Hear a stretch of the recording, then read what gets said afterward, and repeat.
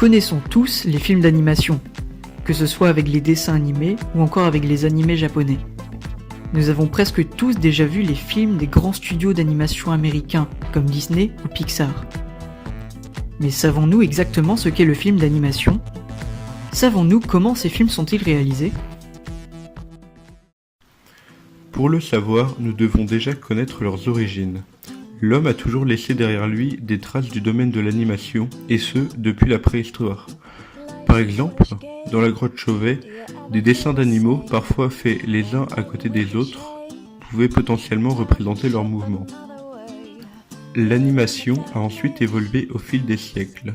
Théâtre d'ombre, théâtre de marionnettes, puis au XIXe siècle, des appareils utilisant des dessins ou des photos afin de créer de l'animation, zoetrope et folioscope en sont des exemples.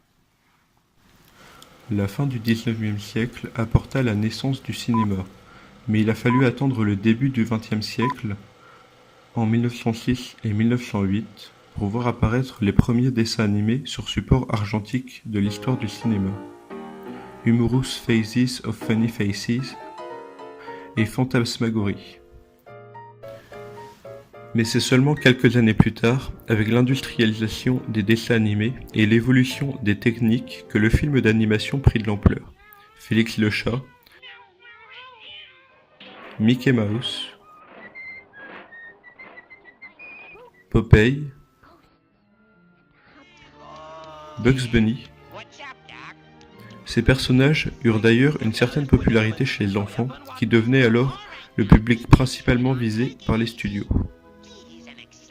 En 1963, le Japon commence à s'imposer dans cette industrie avec ses propres séries d'animés japonais, le premier étant Astro Boy. Ces séries présentèrent des techniques d'animation simplifiées, mais c'est principalement dans les années 1970 que ces animés commencèrent à rencontrer un gros succès en Europe.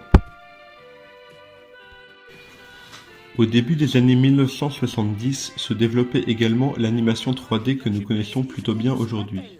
C'est ainsi qu'en 1995, Toy Story fut un gros succès et donnait une énorme popularité aux images de synthèse qui deviennent même une norme du film d'animation aux États-Unis. Vers les années 1990, les productions commencèrent à élargir leur audience afin de toucher un public plus étendu que celui des enfants. Par exemple, Les Simpsons et South Park sont des séries visant un public adolescent, voire adulte. L'animation est utilisée dans différents domaines, que ce soit dans le cinéma, pour la télé, dans la publicité, dans les documentaires ou encore dans les clips musicaux. Nous avons interviewé Valentin et Chloé, deux motion designers du studio Mars Video à Nantes. Mars Video, donc c'est une agence de production audiovisuelle située à Nantes. Donc on a trois domaines d'activité principaux. Donc le motion design, donc l'animation, ce qui vous intéresse, la prise de vue réelle et le drone. On touche un petit peu à tout. On agit principalement sur la région. Après, on est amené quand même à se déplacer sur toute la France. Notre clientèle, elle est très très variée. On a vraiment tout type de domaine d'activité, donc ça c'est très intéressant. Que ce soit dans le motion design ou dans la vidéo réelle. Ça va d'une entreprise individuelle à des groupes où il y a 400, 500, 1000 personnes, ArcelorMittal.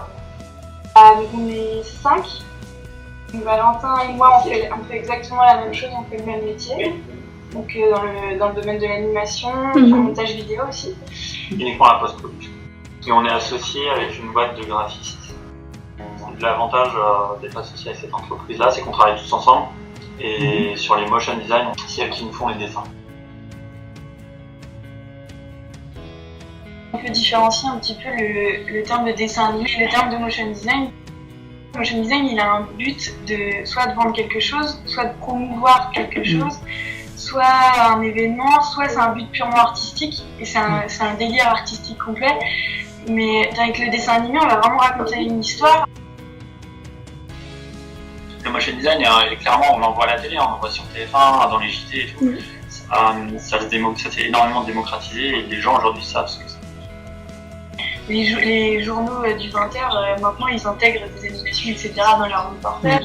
Il y a énormément d'animations qui se développent, même tout ce qui est publicité au cinéma. Il y en a partout, on en voit partout. Sur Facebook, tout ce qui est, par exemple, je prends les vidéos Combini, il y a énormément d'animations, les animations des logos, tout ce qui est habillage, etc. C'est de plus en plus omniprésent. Avant, on se contentait en fait de faire de la vidéo réelle et de rajouter juste le nom de la personne. Et maintenant, on va rajouter avec tout ce qui est Instagram, etc. Les gifs animés, on va rajouter des effets, des trucs qui clignotent sur les vidéos, etc. Et ça, je pense que c'est en train de rentrer dans les mœurs aussi. Les techniques d'animation sont très nombreuses et ont évolué avec le temps. Aujourd'hui, elles utilisent presque toutes les technologies liées aux ordinateurs. Même si les techniques sont nombreuses, le principe d'une animation reste le même. Il s'agit d'une succession d'images qui, mises les unes après les autres, forment l'animation. Les films animés ne sont pas tous faits de la même manière, permettant ainsi une diversité artistique. Il existe maintenant de nombreux logiciels et applications permettant de faire des animations. En fait, l'animation, c'est très très vaste, il y a énormément de techniques. Et il y a l'animation traditionnelle, ce qu'on appelle traditionnelle, c'est les premières techniques des dessins animés avec Disney qui dessinait image par image le mouvement. Après, il y a toutes les techniques assistées par ordinateur, donc avec After Effects. Donc là, c'est le logiciel qui va calculer en fait le mouvement en 2D. En fait, After Effects, c'est assez simple. En fait, il y a une timeline, donc avec, je sais pas, par exemple, si on prend une animation qui va de 0 à 10 secondes, on va lui dire à 0 secondes, tu es à tel endroit. Donc on va mettre un point clé. Et on va lui dire à 10 secondes, tu es à tel endroit. Et du coup, lui, on lui met juste 2 points clés. Et lui, l'ordinateur, entre les deux, il va calculer le mouvement en fait, qui se passe entre les 2 points clés. Là où l'animation traditionnelle est obligée de faire ce qui se passe sur chaque point clé. Sur chaque image. Sur chaque image, en fait, il faut redessiner en fait l'objet. Et le After Effects, là, le calcul. Et en fait, tout réside là-dedans. Et en fait, donc après, on peut rajouter des effets, on peut rajouter tout ce qui est rotation, position, échelle, opacité. Ça, c'est les basiques. C'est les basiques, en fait. Et rien qu'avec ça, en fait, on peut faire des choses monstrueuses. Ensuite, il y a toutes les techniques de 3D qui sont très à la mode aujourd'hui, donc avec des logiciels comme Cinema 4D, etc. Et il y a aussi maintenant, ça revient beaucoup, c'est l'animation traditionnelle assistée par ordinateur. Donc on dessine directement sur l'ordinateur, à la tablette, le mouvement.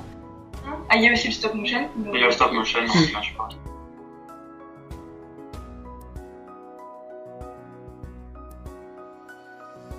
Le stop motion, l'animation traditionnelle, qui sont des vieilles techniques en fait, elles reviennent carrément à la mode. Parce qu'il y a aussi un côté un peu artisanat, haut de gamme, de refaire ça en fait.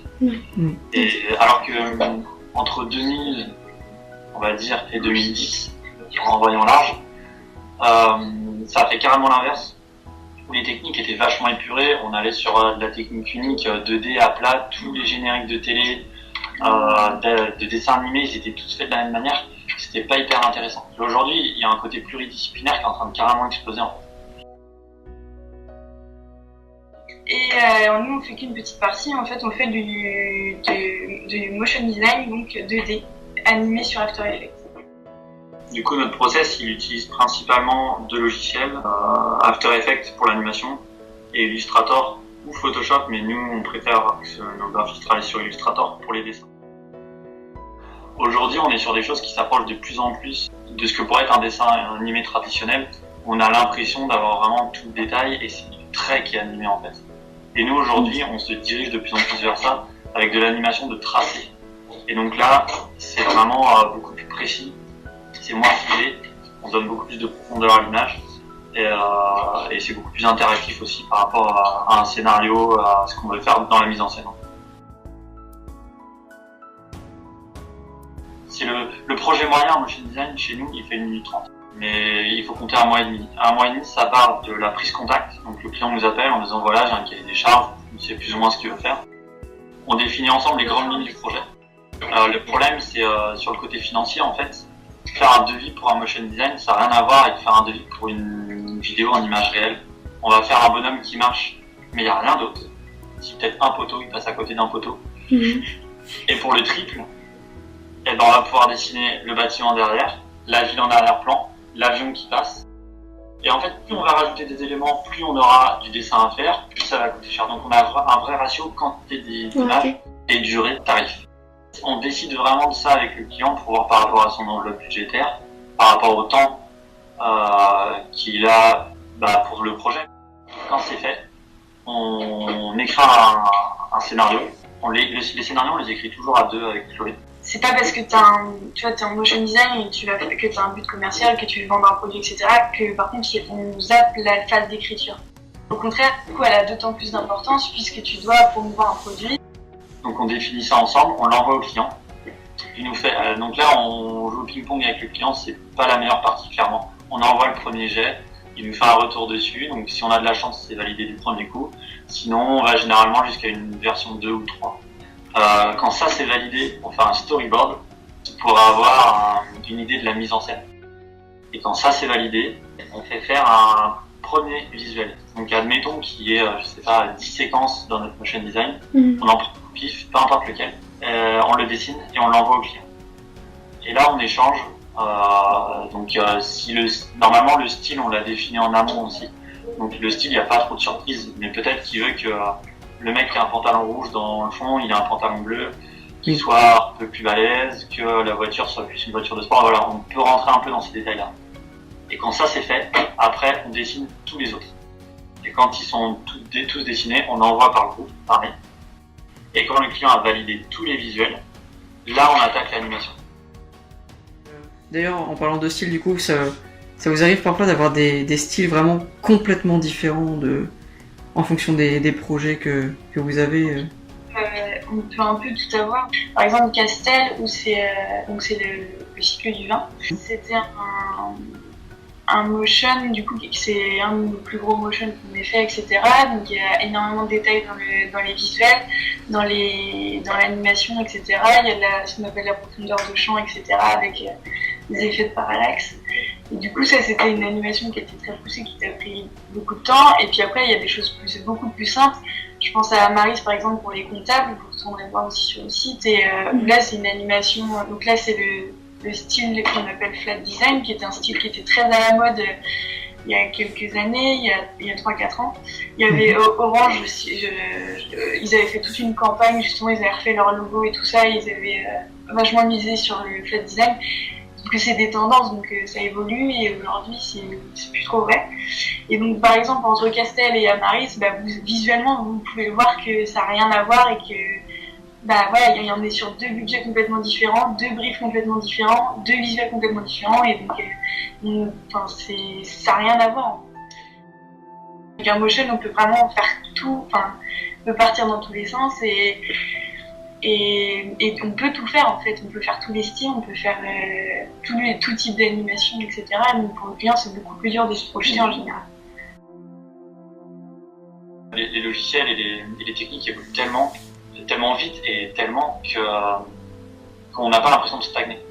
Je pense que ce qui nous plaît dans notre métier aussi, c'est le fait que, comme on disait tout à l'heure, on ne fait jamais deux fois la même chose, quoi. Alors techniquement, si la technique c'est toujours la même, des fois on passe des heures à faire le même pour rajouter des points clés et des points clés et des points clés. Mais le résultat final est jamais le même.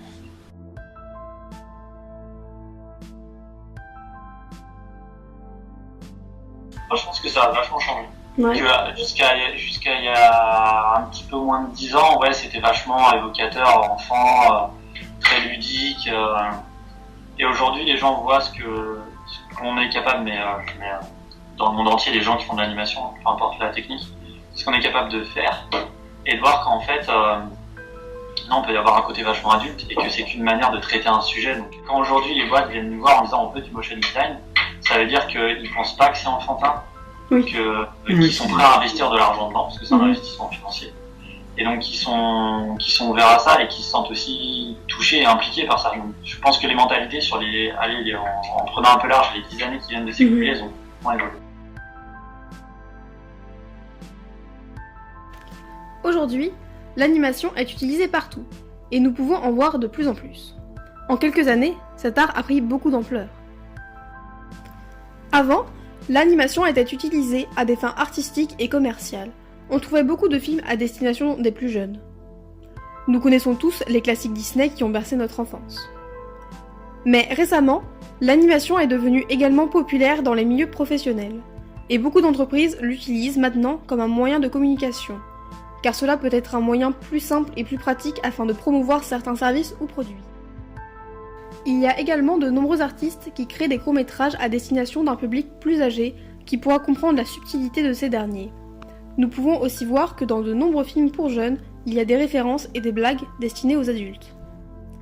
L'animation est donc un art qui se répand et qui, si, par le passé, était destiné à un public jeune, aujourd'hui est utilisé pour atteindre des personnes de tout âge.